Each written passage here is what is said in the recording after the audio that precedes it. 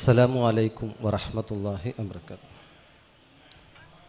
അൽഹംദുലില്ലാഹ് വസ്സലാത്തു വസ്സലാമു അലാ റസൂലിൽ അമീൻ വഅലാ ആലിഹി വസഹ്ബിഹി അജ്മഈൻ. അമ്മാ ബഅദ്. ബിസ്മില്ലാഹിർ റഹ്മാനിർ റഹീം. അഫലാ യൻദുറൂന ഇലൽ ഇബ്ലി കൈഫ ഖുലിഖത്. ബഹുമാന്യരായ സഹോദരന്മാരെ, മുജാഹിദ് 10ാം സംസ്ഥാന സമ്മേളനത്തിൽ വിശ്വമാനവികതയ്ക്ക് വേദവെളിച്ചമെന്ന കാലിക പ്രസക്തമായ പ്രമേയം ഉയർത്തിപ്പിടിച്ച് മനുഷ്യൻ അഭിമുഖീകരിക്കുന്ന എല്ലാ മേഖലകളെക്കുറിച്ചും വളരെ ഗഹനമായി കുറേ ദിവസങ്ങളായി നമ്മൾ പഠനങ്ങൾ നടത്തിക്കൊണ്ടിരിക്കുകയാണ്. അങ്ങനെയുള്ള ഈ മഹാസംഗമത്തിൽ നമ്മുടെ കൂടെ ജീവിക്കുന്ന പടച്ച റബ്ബിൻ്റെ മറ്റു സൃഷ്ടികളെക്കുറിച്ച് ചർച്ച ചെയ്യുവാൻ വേണ്ടി ഒരു വേദി ഒരുക്കി എന്നത് തന്നെ ജന്തുക്കളോടുള്ള അവകാശങ്ങളുടെ ഇസ്ലാമിൻ്റെ കാഴ്ചപ്പാടിൻ്റെ വിശാലത നമുക്ക് കാണുവാൻ സാധിക്കും എന്നതാണ് എനിക്ക് ആമുഖമായി സൂചിപ്പിക്കാനുള്ളത്. മറ്റൊന്ന്, വിശുദ്ധ ഖുർആനിൻ്റെ 1-ാമത്തെ അധ്യായമായ സൂറത്ത് ഫാത്തിഹ മുതൽ 114 അധ്യായങ്ങളിലൂടെ ഒരാവർത്തി നമ്മളൊന്ന് ഇങ്ങനെ വായിച്ചു നോക്കുവാൻ വേണ്ടി സമയം കണ്ടെത്തുകയാണെങ്കിൽ 200-ലധികം സ്ഥലങ്ങളിലൂടെ ജീവജാലങ്ങളുമായി ബന്ധപ്പെട്ട വിഷയത്തെക്കുറിച്ച് വിശുദ്ധ ഖുർആന് സംസാരിക്കുന്നത് നമുക്ക് കാണാൻ സാധിക്കുന്നതാണ്. അവിടെയും നിർത്തിയിട്ടില്ല. വിശുദ്ധ ഖുർആനിലെ 114 അധ്യായങ്ങളുടെ പേരുകൾ ഇങ്ങനെ എടുത്തു നമ്മളൊന്ന് വായനക്ക് വിധേയമാക്കുകയാണെങ്കിൽ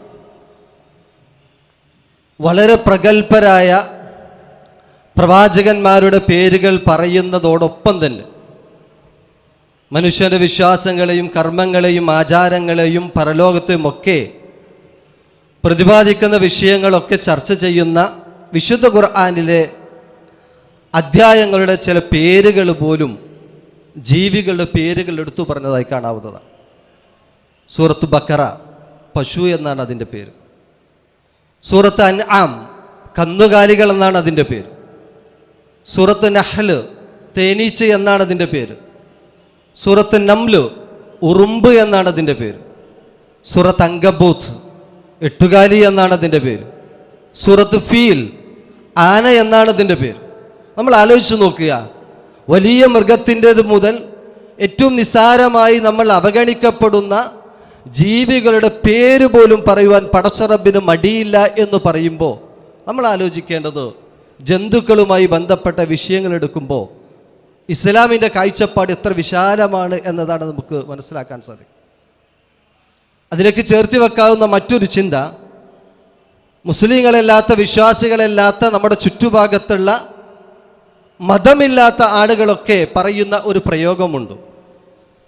ഈ കാണുന്ന പ്രപഞ്ചത്തിൽ ചെറുതും വലുതുമായ ഓരോ വസ്തുക്കളും അതതിൻ്റെ കാലത്തിൻ്റെ ചക്രങ്ങൾക്കനുസരിച്ച് കറക്കങ്ങൾക്കനുസരിച്ച് ഓരോ ജീവികൾ ഇങ്ങനെ പുതുതായിട്ട് ഉണ്ടായിക്കൊണ്ടിരിക്കുകയാണ് എന്ന് പ്രതിപാദിക്കുകയാണ്. പടച്ച റബ്ബിന് സർവ്വലോക രക്ഷിതാവായി നാഥന് അതിലൊരു പങ്കുമില്ല. പ്രകൃതിയുടെ കാലചക്രത്തിനനുസരിച്ച് കാലക്കറക്കത്തിനനുസരിച്ച് അതിങ്ങനെ പുതിയ പുതിയ സൃഷ്ടികൾ പുതുതായിട്ട് ഉണ്ടായിക്കൊണ്ടിരിക്കുകയാണ് എന്ന് പ്രപഞ്ചത്തിലെ വിശ്വാസികളല്ലാത്ത മതനിരീശ്വരവാദികൾ ഇങ്ങനെ പ്രഖ്യാപിക്കുമ്പോൾ പടച്ച റബ്ബ് തിരുത്തുന്നത് കാണാവുന്നതാണ്. അല്ല, വല്ലാഹു ഖലഖ മിൻ കുല്ലി ദാബ. ഈ പ്രപഞ്ചത്തിലുള്ള ഓരോ വസ്തുക്കളെയും എടുത്ത് നമ്മൾ പരിശോധിക്കുമ്പോൾ അതിൽ നമുക്ക് കാണാവുന്നത് അതെല്ലാത്തിനെയും പടച്ച റബ്ബ് സൃഷ്ടിച്ചു എന്നതാണ്. എന്തിൽ നിന്ന് സൃഷ്ടിച്ചു എന്ന മിൻ മാ, വെള്ളത്തിൽ നിന്ന് സൃഷ്ടിച്ചു എന്ന് പറയുന്നത് കാണാവുന്നതാണ്. എന്നിട്ട് പറയുന്നത് ഫമിൻ അതിലുണ്ട് മൻ യംശി അലാ ബത്നിഹി, ഉദരങ്ങളിലൂടെ സഞ്ചരിക്കുന്ന എഞ്ഞു നീങ്ങുന്ന പാമ്പുകളെ പോലെയുള്ള ജീവികൾ അതിലുണ്ട് എന്ന് പറയും. വമിൻഹും മയ്യംശി അലാ റിജ്ലൈൻ, 2 കാലുകൾ ഉപയോഗിച്ച് നടക്കുന്ന ജീവജാലങ്ങളുണ്ട് അതിൽ. വമിൻഹും മയ്യംശി അലാ അർബഇൻ, 4 കാലിൽ ജീവിക്കുന്ന കുറേ ജീവജാലങ്ങളുണ്ട് എന്ന് പറയാം. അപ്പം അത് താനെ ഉണ്ടായതല്ല, കാലത്തിൻ്റെ കറക്കത്തിനനുസരിച്ച് അത് തന്നാലെ ഉണ്ടായതല്ല, മറിച്ച് പടച്ച റബ്ബിൻ്റെ സൃഷ്ടികളാണ് അത് എന്നാണ് അള്ളാഹു നമുക്കത് പരിചയപ്പെടുത്തി തരുന്നത്. ഇനിയോ പടച്ച റബ്ബിൻ്റെ തമാശയ്ക്ക് വേണ്ടി ഉണ്ടാക്കപ്പെട്ട സൃഷ്ടികളാണോ ഇവരൊക്കെ? അല്ല. ഈ ഓരോ ജീവജാലങ്ങൾ, ചെറിയ അണു മുതൽ വലിയ വലിയ ജീവികൾ എടുത്ത് പരിശോധിക്കുമ്പോൾ നമുക്ക് കാണാവുന്നത് എല്ലാത്തിൻ്റെയും പിന്നിൽ പടച്ച റബ്ബിന് കൃത്യമായ ലക്ഷ്യങ്ങളുണ്ട് എന്നതാണ്. എല്ലാത്തിൻ്റെയും പിന്നിൽ ഓരോ സൃഷ്ടികളെ എന്തിനു വേണ്ടി സൃഷ്ടിക്കപ്പെട്ടു എന്നത് പരിശോധിക്കുമ്പോൾ അതിൻ്റെ പിന്നിലൊക്കെ ഓരോ ലക്ഷ്യങ്ങളുണ്ട് എന്നതാണ് പടച്ച റബ്ബ് നമുക്ക് പറഞ്ഞു തരുന്നത്. അതിലൊന്ന് മനുഷ്യൻ്റെ ജീവിതത്തിൻ്റെ സുഖത്തിന് വേണ്ടി തന്നെയാണ്. മനുഷ്യ ജീവിതത്തിൻ്റെ സുഖത്തിന് വേണ്ടി, സമാധാനത്തിന് വേണ്ടി, സന്തോഷത്തിന് വേണ്ടി, ആനന്ദത്തിന് വേണ്ടി, ഭക്ഷണത്തിന് വേണ്ടിയിട്ട്, വസ്ത്രങ്ങൾക്ക് വേണ്ടിയിട്ടാണ് പടച്ച റബ്ബ് ഈ ജീവജാലങ്ങളെ സൃഷ്ടിച്ചു എന്ന് പറയുന്നത് കാണാം. രണ്ടാമതോ പടച്ച റബ്ബിനെ സ്തുതിക്കാൻ, പടച്ച റബ്ബിനെ വാഴ്ത്തുവാൻ വേണ്ടിയിട്ട്. അലം തറ അന്നല്ലാഹ, മനുഷ്യരെ വിളിച്ചുകൊണ്ട് പറയുന്ന ഒരു പ്രയോഗമാണ്. മനുഷ്യരെ, നീ മൃഗങ്ങളെക്കുറിച്ച്, ജീവജാലങ്ങളെക്കുറിച്ച് നിങ്ങൾ ആലോചിച്ചിട്ടില്ലേ? അലം തറ അന്നല്ലാഹ യുസബ്ബിഹു ലഹു, അള്ളാഹുവിന് തസ്ബീഹ് നടത്തിക്കൊണ്ടിരിക്കുക, അള്ളാഹുവിന് സുജൂദ് ചെയ്തുകൊണ്ടിരിക്കുക. ആരാ? മൻ ഫിസ് സമാവാതി വമൻ ഫിൽ അർദ്, ആകാശങ്ങളിലുള്ള ഭൂമിയിലുള്ള സകല ജീവജാലങ്ങളും അള്ളാഹുവിന് തസ്ബീഹ് നടത്തിക്കൊണ്ടിരിക്കുക. വശംസു, സൂര്യനും അള്ളാഹുവിന് തസ്ബീഹ് നടത്തിക്കൊണ്ടിരിക്കുക. വൽ ഖമർ, ചന്ദ്രനും അള്ളാഹുവിന് തസ്ബീഹ് നടത്തിക്കൊണ്ടിരിക്കുക. വന്നുജൂം, നക്ഷത്രങ്ങളും അള്ളാഹുവിന് തസ്ബീഹ് നടത്തിക്കൊണ്ടിരിക്കുക. വദ്ദവാബ്, ഭൂമിയിലുള്ള സകല ജീവജാലങ്ങളും അള്ളാഹുവിന് തസ്ബീഹ് നടത്തിക്കൊണ്ടിരിക്കുന്നുണ്ട് എന്നാണ്. അള്ളാഹുവിന് സുജൂദ് ചെയ്തുകൊണ്ടിരിക്കുന്നുണ്ട് എന്നതാണ്. അള്ളാഹുവിന് സൂര്യൻ എങ്ങനെയാണ് സുജൂദ് ചെയ്യുന്നത്? ചന്ദ്രൻ എങ്ങനെയാണ് തസ്ബീഹ് നടത്തുന്നത്? നക്ഷത്രങ്ങളാണ് എങ്ങനെയാണ് പടച്ചവനെ വാഴ്ത്തുന്നത്? നമ്മൾ ആലോചിക്കേണ്ടതില്ല. പടച്ച റബ്ബ് പറഞ്ഞു, കുല്ലുൻ ഖദ് അലിമ സ്വലാത്തുഹു വ തസ്ബീഹു, എല്ലാം അവർക്കറിയാം. ചന്ദ്രനറിയാം, നക്ഷത്രങ്ങൾക്കറിയാം, സൂര്യനറിയാം, ഇവിടെയുള്ള ഓരോ ജീവജാലങ്ങൾക്കറിയാം. ഖദ് അലിമ കുല്ലുൻ സ്വലാത്തുഹു വ തസ്ബീഹ്, എങ്ങനെയാണ് പടച്ച റബ്ബിനെ തസ്ബീഹ് നടത്തേണ്ടത്, എങ്ങനെയാണ് പടച്ച റബ്ബിന് സുജൂദ് ചെയ്ത് വാഴ്ത്തേണ്ടത് എന്ന് കൃത്യമായിട്ട് പടച്ച റബ്ബ് അവർക്ക് പഠിപ്പിച്ചു കൊടുത്ത് അതങ്ങനെ തന്നെ നടക്കുകയാണ് എന്ന്. ഇപ്പം ഞാൻ പറഞ്ഞു വെച്ചത്, വിശുദ്ധ ഖുർആൻ ഒരാവർത്തി ഇങ്ങനെ വായിച്ചു നോക്കുമ്പോൾ ജീവജാലങ്ങൾക്ക് ഇസ്ലാം കൊടുക്കുന്ന മഹിതമായ സ്ഥാനം എത്രയാണെന്ന് നമുക്ക് വായിച്ചു നോക്കുവാൻ സാധിക്കുമെന്നതാണ്. അവിടെയും നിർത്തിയിട്ടില്ല. പിന്നെയും നമ്മുടെ വായനൊന്ന് മുന്നോട്ട് പോയി നോക്കുക. വെള്ളവുമായി ബന്ധപ്പെട്ട് വിശുദ്ധ ഖുർആന്റെ വചനങ്ങൾ എടുക്കുമ്പോൾ വിശുദ്ധ ഖുർആനിൽ നിന്ന് നമുക്കൊരു ഒരു ആയത്ത് വായിച്ചെടുക്കുവാൻ സാധിക്കും. വഅൻസൽനാ മിനസ്സമാഇ മാഅൻ തഹൂറ, ആകാശലോകത്തുനിന്ന് ശുദ്ധമായ വെള്ളം ഞാൻ ഭൂമി ലോകത്തേക്ക് അവതരിപ്പിക്കപ്പെട്ടു, ഇറക്കി കൊടുത്തിട്ടുണ്ട്. എന്തിനു വേണ്ടിയാ? ലിനുഹീ ബിഹി ബൽദതൻ മൈത, നിർജീവമായി കിടക്കുന്ന ഭൂമിയുണ്ടല്ലോ, വറ്റുവരണ്ട് ഉണങ്ങിക്കിടക്കുന്ന ഭൂമിയുണ്ടല്ലോ, അതിനെ ജീവനുള്ളതാക്കുവാൻ വേണ്ടിയിട്ടാണ് ഞാൻ ആകാശലോകത്തുനിന്ന് വെള്ളം ഇറക്കി കൊടുത്തത്. പിന്നെയും നിർത്തിയില്ല. വനുസ്കീഹു മിമ്മാ ഖലഖനാ അൻആമൻ, അവിടെ നിർത്താതെ വീണ്ടും അത് ചേർത്തി പറയുന്നത് വനുസ്കീഉ മിമ്മാ ഖലഖനാ അൻആമൻ, ഇവിടെ ജീവിക്കുന്ന കന്നുകാലികൾക്ക് കുടിക്കുവാനുള്ള വെള്ളവുമായിട്ടാണ് കേട്ടോ ഞാൻ ആ വെള്ളത്തെ ആകാശലോകത്ത് നിറക്കിയെന്ന്. ഒന്നാമത് പറഞ്ഞത് നിർജീവമായി നിൽക്കുന്ന ഭൂമിക്ക് ജീവനുള്ളതാക്കുവാൻ വേണ്ടിയിട്ട് ആകാശലോകത്തുനിന്ന് വെള്ളം ഇറക്കി എന്ന് പറഞ്ഞു. അവിടെ നിർത്താതെ പറഞ്ഞത് ഇവിടെ ജീവിക്കുന്ന മുഴുവൻ കന്നുകാലികൾക്ക് വെള്ളം കുടിക്കുവാൻ വേണ്ടിയിട്ടാണ് ഞാൻ വെള്ളം ഇറക്കി കൊടുത്തു എന്ന് അള്ളാഹു പറയുന്നത് നമുക്ക് കാണാവുന്നതാണ്. ഭക്ഷണത്തിൻ്റെ കഥ എടുത്തു നോക്കുക. അള്ളാഹു പറയുന്ന ഒരു പ്രയോഗമുണ്ട്, ഫയല്ലുരിൽ ഇൻസാനു ഇലാ ത്വആമി, മനുഷ്യ നീ തിന്നുകൊണ്ടിരിക്കുന്ന കഴിച്ചുകൊണ്ടിരിക്കുന്ന ഭക്ഷണത്തെക്കുറിച്ച് നീ ഒന്ന് ആലോചിച്ച് നോക്കിയിട്ടുണ്ടോ? അന്നാ സബബനൽ മാഅ സബ്ബ സുമ്മ ശക്കകനൽ അർള ശക്ക ഫഅംബത്നാ ഫീഹാ ഹബ്ബ. എണ്ണിയിട്ട് ഇങ്ങനെ പടച്ച റബ്ബ് പറയുന്ന ഒരു പ്രയോഗമുണ്ട്. നിങ്ങൾ കഴിക്കുന്ന ഭക്ഷണത്തെക്കുറിച്ചൊന്ന് ആലോചിക്കണം. ആ ഭക്ഷണത്തിന് ആകാശലോകത്തുനിന്ന് അള്ളാഹു വെള്ളമിറക്കി കൊടുത്തു. ആ വെള്ളം അവതരിപ്പിച്ചതിന് ശേഷം ഈ ഭൂമിയെ വറ്റുവരണ്ടിരിക്കുന്ന ഭൂമിയെ അള്ളാഹു ജീവനുള്ളതാക്കി കൊടുത്തു. ഫഅംബത്നാ ഫീഹാ, അതിൽ നിന്ന് അള്ളാഹു പിന്നെ ഹബ്ബൻ, ഒരുപാട് ധാന്യങ്ങൾ മുളപ്പിച്ചു. വഇനബൻ, മുന്തിരികൾ അള്ളാഹു ഉൽപ്പിച്ചു. വഖൽബൻ, പച്ചക്കറികളെ അള്ളാഹു ഉൽപ്പാദിപ്പിച്ചു. വസൈതൂനം വനഖല, സൈതൂനിനെ നഖലിനെ അള്ളാഹു ഉൽപ്പാദിപ്പിച്ചു എന്ന്. വഹദായിക ഉൽബ, ഇടതൂർന്ന് നിൽക്കുന്ന തിങ്ങി നിൽക്കുന്ന ഒരുപാട് തോട്ടങ്ങളെ അള്ളാഹു ഉൽപ്പാദിപ്പിച്ചു. അതുപോലെ ഒരുപാട് പുൽമാടുകളെ അള്ളാഹു സൃഷ്ടിച്ചു. ആർക്ക് വേണ്ടിയാ? മതാഅൻ ലക്കും വലിയ അൻആമിക്കും. അല്ലാണ്ട് പ്രയോഗം നോക്കുക. മതാഅൻ ലക്കും വലിയ അൻആമിം. ഇവിടെ കാണുന്ന മുന്തിരികളുണ്ടല്ലോ, പച്ചക്കറികളുണ്ടല്ലോ, തോട്ടമുണ്ടല്ലോ, പുൽമൈതാനങ്ങളുണ്ടോ, നിനക്ക് മാത്രമുള്ളതല്ല കേട്ടോ, പിന്നെ ആർക്കും കൂടിയുള്ളതാ. മതാഅൻ ലക്കും വലിയ അൻആമിക്കും, മതാഅൻ ലക്കും വലിയ അൻആമിക്കും. നിന്റെ കൂടെ ജീവിക്കുന്ന ഇവിടെയുള്ള ജീവജാലങ്ങളുണ്ടല്ലോ, അവർക്കൊക്കെയുള്ളതാണ് എന്നാണ് അള്ളാഹു പഠിപ്പിക്കുക. എല്ലാവർക്കും ഉള്ളതാണ് എന്നതാണ്. അവിടെ നിർത്തിയിട്ടില്ല, പിന്നെയും ഒരു പ്രയോഗം കൂടി അള്ളാഹു പറയുന്നത്, വമാ മിൻ ദാബത്തിൻ ഫിൽ അർള് ഇല്ലാ അലല്ലാഹി റിസ്ഖുഹാ. ഈ ഭൂമി ലോകത്ത് എത്രയെത്ര ജീവജാലങ്ങളെയാണോ അള്ളാഹു സൃഷ്ടിച്ചതെങ്കിൽ അവർക്കൊക്കെയും ആവശ്യമായ ഭക്ഷണങ്ങൾ ഇവിടെ ഒരുക്കി കൊടുത്തതിന് ശേഷം മാത്രമാണ് അള്ളാഹു ഈ ഭൂമി ലോകത്തേക്ക് ഒരു ജീവജാലങ്ങളെ പറഞ്ഞയച്ചിട്ടുള്ളൂ എന്നാണ്. പിന്നെയോ വയഅലമു മുസ്തഖറഹ വമുസ്തൗദഅഹ. അള്ളാഹിൻ്റെ ഒരു പ്രയോഗമാണ്. വയഅലമു, അള്ളാഹ്ക്കറിയാം. മുസ്തഖറഅ, ഈ ജീവികൾ ഒരു പ്രദേശത്ത് എത്ര കാലമാണോ സ്ഥിരമായി താമസിക്കുന്നത് അള്ളാഹു കൃത്യമായി അറിയാം. വമുസ്തൗദഅഹ, താൽക്കാലികമായി താമസിക്കുന്ന ജീവികൾ എത്രയാണോ പടച്ചറവർക്കറിയാം.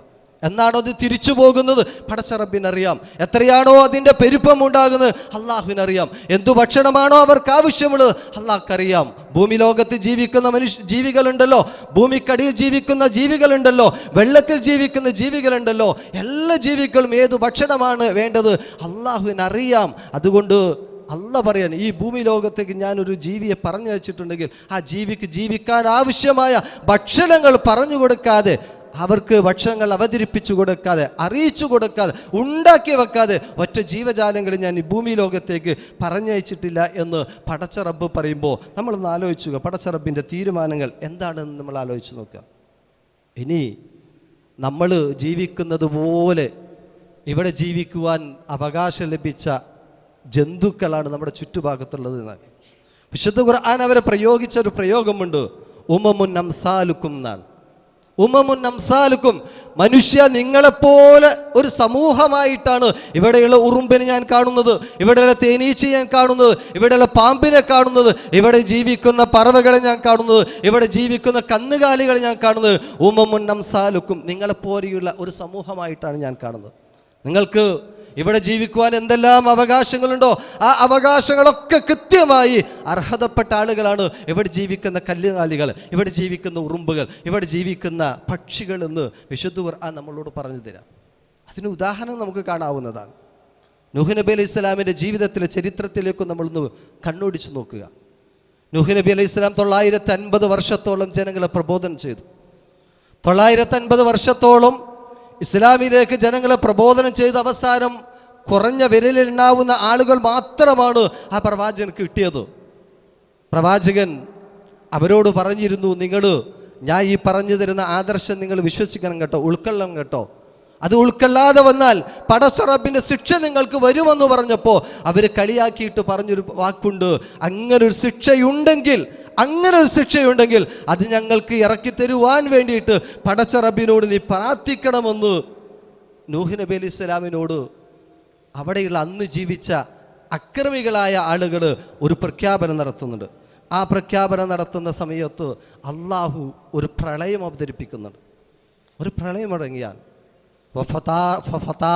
നൂർ, അടുപ്പുകളിൽ നിന്ന് പോലും ഉറവ് പൊട്ടുകയാണ്. ആ ഉറവ് പൊട്ടുന്ന സമയത്ത് നേരത്തെ അള്ളാഹുവിൻ്റെ തീരുമാനപ്രകാരം ഉണ്ടാക്കപ്പെട്ട ആ കപ്പലിലേക്ക്, ആ തോണിയിലേക്ക് ആളുകളിങ്ങനെ കയറ്റാൻ വേണ്ടി പറയുന്ന സമയത്ത് അള്ളാഹുവിൻ്റെ ഒരു കൽപ്പനയുണ്ട് കേട്ടോ. എന്താണ് കൽപ്പന എന്നത്? വക്കുൽന, അള്ളാഹു പറയുന്നവരാ, ഈ ഇവിടെയുള്ള മുഴുവൻ ജീവജാലങ്ങൾക്കുന്ന് യഹ്മിൽ അലൈഹ സൗജൈനിസ്നെയുന്ന ഇണകളായിട്ടുള്ള കുറേ മൃഗങ്ങളെയും കൂടി നീ കയറ്റണം കേട്ടോ എന്ന് പറയാം. എന്നിട്ടാണ് പറയുന്നത് വഅഹ്ലക വമൻ ആമന എന്നാണ്. അള്ളാഹുവിൻ്റെ കൽപ്പനയാണ്. ആകാശലോകത്തുനിന്ന് വെള്ളം അവതരിപ്പിക്കുകയാണ്. വെള്ളം വന്നു, കപ്പൽ ഇങ്ങനെ പൊന്തിക്കൊണ്ടിരിക്കുന്ന സമയത്ത് രക്ഷപ്പെടാൻ നിൽക്കുന്ന വിശ്വാസികളുണ്ടല്ലോ, ആ വിശ്വാസികളെ കയറ്റുന്നതിന് മുമ്പായിട്ട് പറയുന്ന വിശുദ്ധ ഖുർആനിലെ ഒരു ആയത്തിന്റെ പ്രയോഗം എന്താണ്? അവിടെയുള്ള കന്നുകാലികളുണ്ടോ, ഇണകളായിട്ടുള്ള ഓരോ ഇണകളിൽപ്പെട്ട കന്നുകാലികളെ നീ ആദ്യം അതിലേക്ക് കയറ്റണമെന്നാണ് പറയുന്നത്. എന്നിട്ടാണ് പറയുക നിന്റെ കൂടെയുള്ള വിശ്വാസികളായ ആളുകളെയും കൂടി കയറ്റണമെന്ന് പറയും. നമ്മൾ ആലോചിച്ച് നോക്കുക, എത്ര പ്രാധാന്യത്തോടെയാണ് ഇസ്ലാം അതിന് പഠിപ്പിക്കുന്നത് എന്നതാണ്. മറ്റൊരു ഉദാഹരണം നമുക്ക് കാണാവുന്ന സമൂദ് ഗോത്രത്തെ അള്ളാഹു നശിപ്പിച്ചു കളഞ്ഞ ഒരു കഥ നമ്മൾ വായിക്കാറുണ്ട്. സമൂദ് ഗോത്രത്തിലേക്ക് അവതരിപ്പിക്കപ്പെട്ട പ്രവാചകന്റെ ദൃഷ്ടാന്തമായിട്ട് ഒരു ഒട്ടകത്തെ പറഞ്ഞയക്കുന്നുണ്ട്. എന്നിട്ട് അള്ളാഹു ആ മനുഷ്യരോട് പറയുവാൻ വേണ്ടി പറയുന്ന ഒരു പ്രയോഗമുണ്ട്. യാ ഖൗമി, ജനങ്ങളെ, ഇതാ അള്ളാഹുവിൻ്റെ ഒട്ടകമുണ്ട് കേട്ടോ. ആയത്തൻ, ഇതൊരു ദൃഷ്ടാന്തമാണ്. ആർക്കുള്ള ദൃഷ്ടാന്തമാണ്? നിങ്ങൾക്കുള്ള ഒരു ദൃഷ്ടാന്തമാണ്. അതുകൊണ്ട് ഈ അള്ളാഹുവിൻ്റെ ദൃഷ്ടാന്തമായി അവതരിപ്പിക്കപ്പെട്ട ഒട്ടകമുണ്ടല്ലോ, ഫദറൂ, അതിനെ വിട്ടേക്ക്, അതിനെ തൊടാൻ പോണ്ട. ഫതഉകുലു ഫിൽ അർള്, അത് അതിൻ്റെ ഇഷ്ടത്തിനനുസരിച്ച് അതങ്ങനെ ചുറ്റുപാടൊന്ന് മേഞ്ഞു തിന്ന് ജീവിച്ചു കൊള്ളട്ടെ, വെള്ളം കുടിച്ചു കൊള്ളട്ടെ, അതിന് നിങ്ങൾ തൊടാൻ പോണ്ടട്ടോ എന്നാണ് പറയുന്നത്. അതിന് തൊടണ്ട, അത് അതിൻ്റെ ഇഷ്ടത്തിനനുസരിച്ച് അങ്ങനെ ജീവിച്ചു കൊള്ളട്ടെ.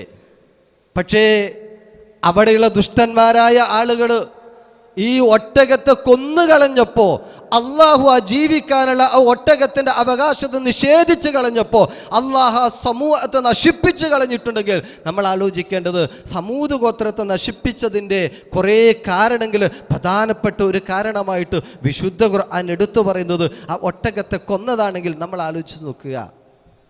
അള്ളാഹു ജീവികൾക്ക് ജീവിക്കുവാൻ വേണ്ടി അവകാശങ്ങൾ വെച്ചു കൊടുത്തതിൻ്റെ എത്രയെത്ര ഉദാഹരണങ്ങളാണ് വിശുദ്ധ ഖുർആനിൽ കാണുന്നത്.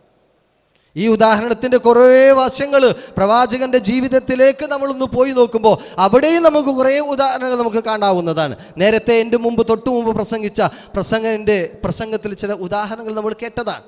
പ്രവാചകൻ സല്ലല്ലാഹു അലൈഹി വസല്ലമ തൻ്റെ അനുചരന്മാരുമായിട്ട് ഇങ്ങനെ നടന്നു പോകുന്ന സമയത്ത് ഒരു തോട്ടത്തിലേക്ക് പ്രവാചകൻ സല്ലല്ലാഹു അലൈഹി വസല്ലം പ്രവേശിച്ച സമയത്ത് അവിടെ ഒരു ഒട്ടകത്തെ കണ്ടു എന്നാണ്. പ്രവാചകൻ്റെ ഒരു ഒട്ടകത്തെ കാണാൻ.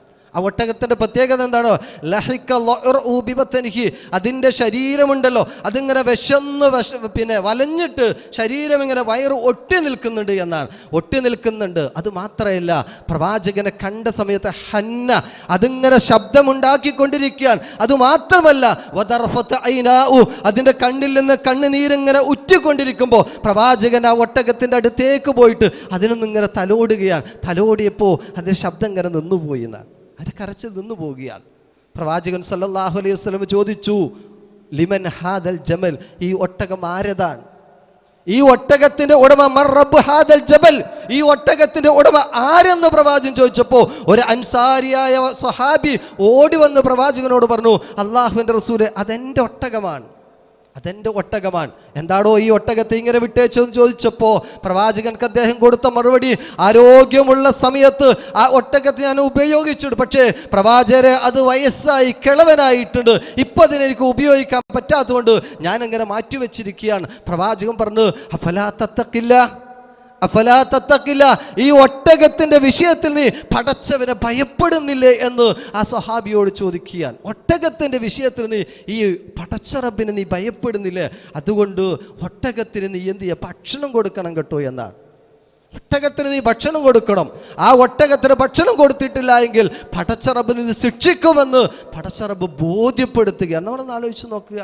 പടച്ച റബ്ബ് ഒട്ടകത്തിന് ഭക്ഷണം കൊടുത്തിട്ടില്ല എങ്കിൽ ശിക്ഷിക്കുമെന്ന് പടച്ച റബ്ബ് ആ റസൂൽ ആ സ്വഹാബിയെ ഓർമ്മപ്പെടുത്തുന്ന രംഗം നമ്മൾ ആലോചിക്കുക. അതുമാത്രമല്ല, പ്രവാചകൻ ഇങ്ങനെ യാത്ര പോകുന്ന സമയത്ത് യാത്രക്കിടെ പ്രവാചകൻ ഒരു കാഴ്ച കണ്ടു. കുറച്ച് സ്വഹാബികൾ ഒട്ടകത്തിൻ്റെ പുറത്ത് നിന്നിട്ട് ബാക്കിയുള്ള ആളുകളോട് ഇങ്ങനെ സംസാരിച്ചു കൊണ്ടിരിക്കുകയാണ്. ഒട്ടകത്തിൻ്റെ പുറത്ത് ഇരുന്നിട്ട് ഇങ്ങനെ സംസാരിക്കാൻ പ്രവാചകനെ കണ്ട സമയത്ത് പ്രവാചകൻ പറഞ്ഞ വാക്കെന്താണെന്നറിയോ? ഇത് നിനക്ക് ഇരിക്കാനുള്ള, കഥ പറയാനുള്ള ഇരിപ്പിടമല്ല കേട്ടോ എന്നാണ് പറയുന്നത്. ഇരിക്കാനുള്ള, കഥ പറയാനുള്ള, തമാശയ്ക്ക് വേണ്ടി ഇരിക്കാനുള്ള ഇരിപ്പിടമല്ല, യാത്രയ്ക്ക് വേണ്ടി നിനക്കതിന് ഉപയോഗിക്കാം, അതിന് നല്ല ഭക്ഷണം കൊടുക്കണം കേട്ടോ എന്ന് റസൂൽ സല്ലല്ലാഹു അലൈഹി വസല്ലമ ആ മനുഷ്യനെ ഉപദേശിക്കുകയാണ്.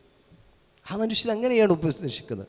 നേരത്തെ എൻ്റെ മുമ്പുള്ള പ്രസംഗത്തിൽ സൂചിപ്പിച്ച ഒരു പ്രയോഗമുണ്ട്. ഒട്ടകത്തെ കെട്ടിയിട്ടിട്ടുണ്ട്. എന്തിനാണ് കെട്ടിയിട്ടിരിക്കുന്നത്? അറുക്കാൻ വേണ്ടിയിട്ടാണ് കെട്ടിയിട്ടിരിക്കുന്നത്. അറുക്കുവാൻ വേണ്ടി കാല് കെട്ടിയിട്ടിരിക്കുകയാണ്. കാല് കെട്ടിയിട്ടതിന് ശേഷമാണ് അദ്ദേഹം കത്തി ഇങ്ങനെ മൂർച്ചയാക്കിക്കൊണ്ടിരിക്കുന്നത്. കത്തി മൂർച്ചയാക്കിക്കൊണ്ടിരിക്കുന്ന സമയത്ത് പ്രവാചകൻ ചോദിക്കുന്ന ഒരു ചോദ്യമുണ്ട്, അഫലാ അഫലാ ഖബ്ല ഹാദാ, കുറച്ച് നേരത്തെ മുമ്പ് നിനക്കിത് ചെയ്തുകൂടായിരുന്നോടോ? കുറച്ച് മുമ്പ് നിനക്ക് ഈ ഒട്ടകത്തിൻ്റെ കാല് കെട്ടുന്നതിന് മുമ്പ് അതിൻ്റെ കത്തി ഒന്ന് മൂർച്ച കൂട്ടിക്കൂടായിരുന്നോ? എന്നിട്ട് ചോദിക്കുന്ന ചോദ്യമുണ്ട്, ആ തുരീദു തുമീതഹ മൗതാദ്, ഏതായാലും അറുക്കുവാൻ വേണ്ടി പോകുക, പക്ഷേ ആ തുരീദു തുമീതു ആ മൗതാദ്, ഒരുപാട് പ്രാവശ്യം ഈ ഒട്ടകത്തെ കൊല്ലുവാൻ വേണ്ടി നീ ആഗ്രഹിക്കുകയാണോ എന്ന് പ്രവാചകൻ സല്ലല്ലാഹു അലൈഹി വസല്ലമ ആ സ്വഹാബിയോട് ചോദിക്കുന്നൊരു ചോദ്യം. എത്ര മഹിതമായ ഉദാഹരണങ്ങളാണ് നമുക്ക് ജന്തുക്കൾക്ക് എത്ര നിസ്സാരമാണോ വലുതാണോ അതൊന്നും ഇസ്ലാമിൽ പ്രശ്നമില്ല. ചെറുതാണോ വലുതാണോ ഒന്നുമല്ല പ്രശ്നം. പ്രവാചകന് സ്വഹാബികളെ പട നയിച്ചു കൊണ്ടിരിക്കുകയാണ്. വിശുദ്ധ ഖുർആനിൽ തന്നെ നമുക്കൊരു സംഭവം കാണാവുന്നതാണ്. സുലൈമാൻ നബി അലൈഹി സ്വലാമിൻ്റെ കഥ വായിച്ചു നോക്കുമ്പോൾ അദ്ദേഹത്തിൻ്റെ പടനായകന്മാരിങ്ങനെ മുന്നോട്ട് പോകുമ്പോൾ തടഞ്ഞു വെക്കുകയാണ്. എന്തിനാണ് തടഞ്ഞു വെക്കുന്നത്? അത് തൊട്ടു മുമ്പിലൂടെ ഒരു ഉറുമ്പും കൂട്ടം പോകുന്നുണ്ട്. ആ ഉറുമ്പും കൂട്ടത്തിലുള്ള മറ്റ് ഉറുമ്പുകളോട് സംസാരിക്കുന്ന ഒരു സംസാരമുണ്ട്. സുലൈമാൻ നബി അലൈഹി സ്വലാമിൻ്റെ പടയാളികൾ ഇതാ ഈ ഭാഗത്തൂടെ വരുന്നുണ്ട്. ആ പട്ടാളക്കാരുടെ ഒട്ടകങ്ങളും കുതിരകളും ഒക്കെ ഉണ്ടല്ലോ, നമ്മുടെ ചവിട്ടി അരക്കും. അതുകൊണ്ട് എന്ത് ചെയ്യുക? മാളങ്ങളിലേക്ക് കയറിപ്പോയിക്കോ എന്ന് ഉറുമ്പിൻ കൂട്ടത്തിൽപ്പെട്ട ഒരു ഉറുമ്പ് മറ്റുള്ള ആളുകളോട് പറയുന്നത് കേട്ടപ്പോൾ സുലൈമാൻ നബി അലൈഹി സ്വലാം തൻ്റെ പട്ടാളക്കാരോട് പറയും, അവിടെ നിൽക്കുക, അവരൊന്ന് പോയി തീരട്ടെ എന്ന് പറഞ്ഞിട്ട് ആ ഉറുമ്പും കൂട്ടം പോയി തീരുന്നത് വരെ കാത്തു നിൽക്കുവാൻ വേണ്ടി പറഞ്ഞത്ര. നമ്മൾ ആലോചിച്ച് നോക്കുക. റസൂൽ സല്ലല്ലാഹു അലൈഹി വസല്ലമയുടെ തട്ടത്തിൽ ഒരു പൂച്ചക്കുട്ടി കിടന്നുറങ്ങിയ കഥ നമ്മൾ വായിച്ചിട്ടുണ്ട്. സുഖമായി കിടന്നുറങ്ങിയാൽ ജമാഅത്ത് നമസ്കാരത്തിൽ പ്രവാചകൻ പോകുവാൻ സമയമായപ്പോൾ ആ തട്ടമിങ്ങെടുത്താൽ ആ പൂച്ചക്കുട്ടിയുടെ ഉറക്ക് നഷ്ടപ്പെടുമെന്ന് ഭയപ്പെട്ടപ്പോൾ പ്രവാചകൻ ചെയ്തൊരു പടിയുണ്ട് കേട്ടോ.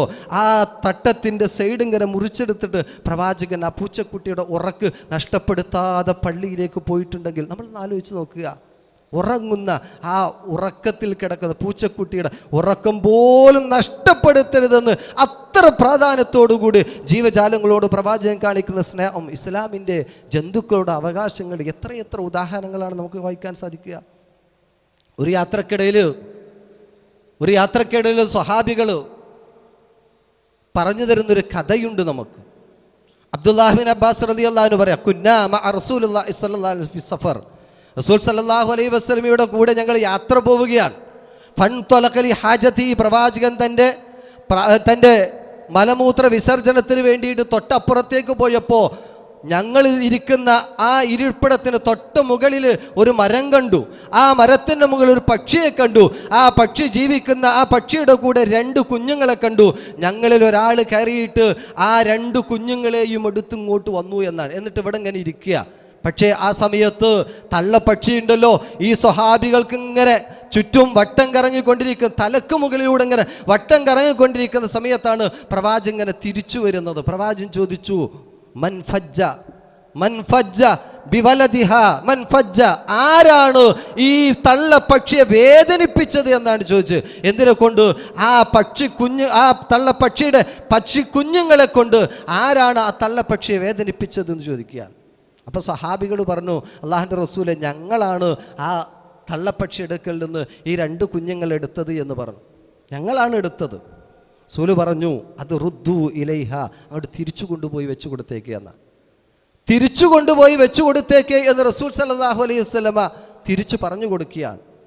എപ്പോഴും കേൾക്കുന്ന നമ്മളൊരു ഉദാഹരണമുണ്ടല്ലോ, ദാഹിച്ച് വലഞ്ഞ ഒരു മനുഷ്യൻ ഇങ്ങനെ മരുഭൂമിയിലൂടെ നടന്നു പോകുമ്പോൾ ദാഹം കാരണത്താൽ വെള്ളത്തിന് വേണ്ടി അന്വേഷിക്കുമ്പോൾ ഒരു കിണർ കണ്ടു. അദ്ദേഹം അതിലേക്ക് ഇറങ്ങി വെള്ളം കുടിച്ച് കയറി വരുന്ന സമയത്ത് അതേപോലെ എന്നേക്കാളും ദാഹം വലഞ്ഞുകൊണ്ട് ഒരു നായങ്ങനെ മണ്ണ് കപ്പിക്കൊണ്ട് ദാഹജലത്തിന് വേണ്ടി ഇങ്ങനെ നടന്നു വരുമ്പോൾ ആ മനുഷ്യൻ്റെ മനസ്സിലുണ്ടായ ഒരു ചിന്തയുണ്ട്, ഞാൻ ദാഹിച്ചു വലഞ്ഞപ്പോൾ എനിക്ക് എത്ര വിഷമമാണ് ഉണ്ടായത്, അതുപോലെ ആ നായ വിഷമിക്കുന്നുണ്ടാകുമല്ലോ എന്ന ചിന്ത കാണത്ത അദ്ദേഹം ആ കിണറിലേക്ക് ഇറങ്ങിയിട്ട് താൻ ധരിച്ചിരിക്കുന്ന ഷൂവ് കടിച്ചു പിടിച്ച് വെള്ളം കോരി കൊണ്ടുവന്നിട്ട് ആ നായക്ക് കൊടുത്തൊരു കഥ റസൂൽ സല്ലല്ലാഹു അലൈഹി വസല്ലം സഹാബികളോട് ഇങ്ങനെ പറഞ്ഞു കൊടുക്കുന്നുണ്ട്.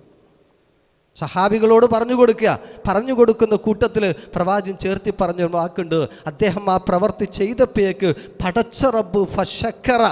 പടച്ച റബ്ബ് നന്ദിയോടുകൂടി അത് ഏറ്റെടുത്തു എന്ന ആ ഏറ്റെടുക്കുക മാത്രമല്ല, അദ്ദേഹത്തിന്റെ ജീവിതത്തിൽ അന്നോളം ഉണ്ടായിട്ടുള്ള മുഴുവൻ പാപങ്ങളും അല്ലാഹു പുറത്തു കൊടുത്തിട്ട് മനുഷ്യ സ്വർഗത്തിലേക്ക് പോയി. അത്ര നമ്മൾ ആലോചിക്കുക, സ്വർഗം കിട്ടാൻ മാത്രം വിശാലമായൊരു പ്രവർത്തനമായിട്ട് പടച്ച റബ്ബ് അതിനെ കാണുന്നുണ്ടെങ്കിൽ നമ്മുടെ ചുറ്റുഭാഗത്ത് ജീവിക്കുന്ന ജീവികളുടെ അവകാശങ്ങളെ വകവെച്ചു കൊടുക്കാൻ വേണ്ടി ഇസ്ലാം കാണിക്കുന്ന മഹിതമായ ഉദാഹരണങ്ങൾ ഇതിനേക്കാൾ വലുത് എന്തു വേണം? മറ്റൊരു ചിത്രം അപ്പുറത്തുണ്ടല്ലോ. കെട്ടിയിട്ട ഒരു പൂച്ച അല്ലേ, ഭക്ഷണത്തിന് വിടാതെ, ഭക്ഷണം കൊടുക്കാതെ, അതിനെ സ്വതന്ത്രമായി വിടാതെ കെട്ടിയിട്ടതിൻ്റെ പേര് നരകം വാങ്ങിയൊരു കഥയും നമ്മൾ ഒരുപാട് തവണ വായിച്ചതാണല്ലോ. എന്താണ് പഠിപ്പിക്കുന്നത്? ജീവജാലങ്ങൾക്ക് ജീവിക്കാനുള്ള അവകാശങ്ങളുണ്ട് എന്നതാണ്. നമ്മുടെ സ്വർഗം നിശ്ചയിക്കാൻ മാത്രം, നമ്മുടെ നരകം നിശ്ചയിക്കാൻ മാത്രം വിശാലമാണ് ജീവജാലങ്ങളോടുള്ള ഇസ്ലാമിൻ്റെ കാഴ്ചപ്പാട് എന്ന് നമ്മൾ മനസ്സിലാക്കേണ്ടതുണ്ട്. അങ്ങനെ ഈ വിഷയത്തെ വിശാലമായിട്ട് വായിച്ചെടുക്കുക, അങ്ങനെയാണ് ഈ വിഷയത്തെ നമ്മൾ കാണേണ്ടത്. അതല്ലാതെ ചുറ്റുഭാഗത്ത് ജീവിക്കുന്ന ആളുകൾ ഇസ്ലാം അവർക്ക് ഇഷ്ടം പോലെ, നേരത്തെ പറഞ്ഞതുപോലെ ഇഷ്ടം പോലെ മൃഗങ്ങളെ അറുക്കാം, അതൊന്നുമല്ല. ഇസ്ലാം ഓരോ ജീവജാലങ്ങളെ അറുക്കുന്ന സമയത്ത് എങ്ങനെയാണ് അറുക്കേണ്ടത് എന്ന് കൃത്യമായിട്ട് പഠിപ്പിക്കുന്നുണ്ട്. നേരത്തെ കത്തി മൂർച്ച കൂട്ടണമെന്നാണ്. നേരത്തെ കത്തി മൂർച്ച കൂട്ടിയിട്ട് അതിനെ അറുക്കുന്ന സമയത്ത് വേദനിപ്പിക്കാത്ത രൂപത്തിൽ അതിനെ അറുക്കണമെന്ന് പഠിപ്പിക്കുമ്പോൾ ഇസ്ലാമിൻ്റെ കാഴ്ചപ്പാടുകളെക്കുറിച്ച്, ജന്തുക്കളുടെ ഇസ്ലാമിലെ അവകാശങ്ങളെക്കുറിച്ച് കൃത്യമായിട്ട് നമ്മൾ വായിക്കുക, പഠിക്കുക. അങ്ങനെ നമ്മുടെ ചുറ്റുഭാഗത്ത് ജീവിക്കുന്ന ജീവജാലങ്ങളോട് വിശാല മനസ്സ് നമ്മൾ കാണിക്കുക.